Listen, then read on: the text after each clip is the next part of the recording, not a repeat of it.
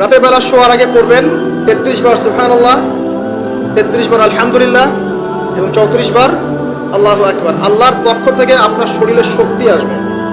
এটা যারা নিয়মিত আমল করে আল্লাহর পক্ষ থেকে তাদের শরীরে শক্তি আসে। হ্যাঁ, কারণ এইটা রাসূল সাল্লাল্লাহু আলাইহি ওয়াসাল্লাম কাকে শিখিয়ে দিয়েছেন? তার মেয়ে ফাতিমা রাদিয়াল্লাহু আনহাকে। ফাতিমা রাদিয়াল্লাহু আনহা এবং আলী রাদিয়াল্লাহু আনহু তারা দুজন গিয়েছেন আল্লাহ রাসূলের দরবারে, গিয়ে বলেছেন আমাদেরকে একজন দাসী বা দাস দিন, বাসার অনেক কাজ আমরা করতে পারি না, লাগে না কাজের মানুষ। নবী সাল্লাল্লাহু আলাইহি ওয়াসাল্লাম বলছেন যে আমি কি তোমাদেরকে এমন কিছু শিখিয়ে দিব যেটা তোমাদের এই দাস দাসের অভাব পূরণ করে দিবে, প্রয়োজন হবে না? অবশ্যই শিখিয়ে দিন। তখন নবীজি শিখালেন সাল্লাল্লাহু আলাইহি ওয়াসাল্লাম যে ঘুমানোর আগে 33 বার সুবহানাল্লাহ পড়বে, 33 বার আলহামদুলিল্লাহ এবং 34 বার আল্লাহু আকবার। তোমাদের দাস দাসের প্রয়োজন হবে না ইনশাআল্লাহ। তোর ব্যাখ্যায় অনেক ওলামায়ে কেরাম বলেছেন যে এটা নিয়মিত আমল করতে থাকলে রোগ ব্যাধি কম হয়, শরীরে শক্তি আসে, এনার্জি বাড়ে, আপনি নিজের কাজ নিজেই করতে পারবেন ইনশাআল্লাহ। আসুন সামনে যাই। এরকম ঘুমানোর আরো বেশ কিছু আমল আছে, আমি অল্প কয়েকটা বললাম, এগুলোই করা শুরু করেন, আল্লাহ তৌফিক দান করুন। আর যদি পারেন ওযু করে ঘুমাতে পারলে আরো বেশি ভালো হয়।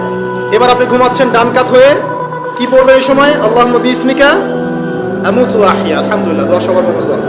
এবার ঘুমান। এই যে ঘুমাচ্ছেন আপনি 3 ঘন্টা বা 4.5 ঘন্টা বা 6 ঘন্টা, আপনার এই পুরো ঘুমটা হবে ইবাদত ইনশাআল্লাহ। এবং পবিত্র অবস্থায় ঘুমানোর অভ্যাস করতে থাকলে আল্লাহর পক্ষ থেকে আপনি সত্য স্বপ্ন দেখতে পারেন।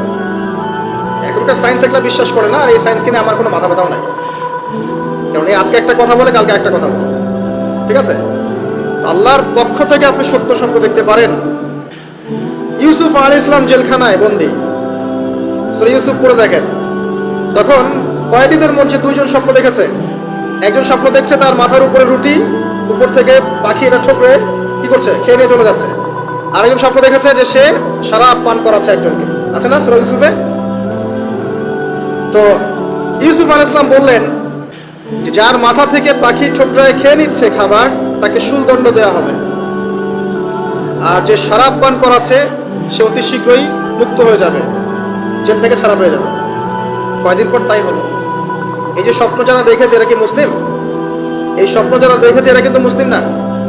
ইউসুফ আলাইহিস সালাম মুসলিম, তিনি আল্লাহর নবী, তিনি স্বপ্নের ব্যাখ্যা করছেন, কিন্তু এখানে একজন অমুসলিমের স্বপ্ন সত্য হয়েছে। একজন অমুসলিমকে আল্লাহ পাক স্বপ্ন দেখাতে পারেন, দলিল আছে কোরআনে।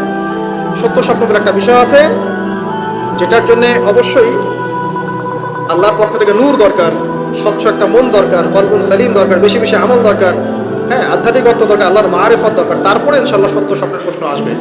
সারাদিন টিভি দেখে, গান সিরিয়াল দেখে, গালিগালাজ করে, গীবত তহমত করে, খোঁচাখুচি করে, চুলাচুলি করে, এদের সাথে সত্য স্বপ্নের কি সম্পর্ক?